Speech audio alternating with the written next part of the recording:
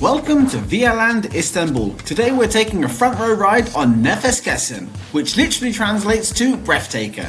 Built by Intamin, this steel launch coaster opened in 2014 and quickly became one of Turkey's most iconic thrill rides. It reaches a top speed of nearly 110 km per hour and the top hat reaches a massive height of 49 meters. Lap bars are used to support the riders. Let's get out of the station and into the front row.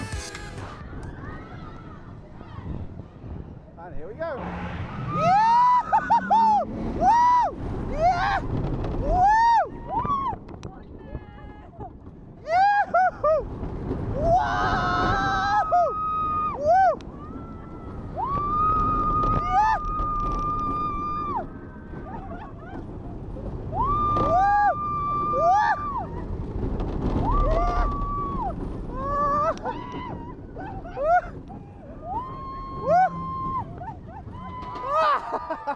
YouTube recommends that you watch this video next, or you can click the other button to subscribe to our channel.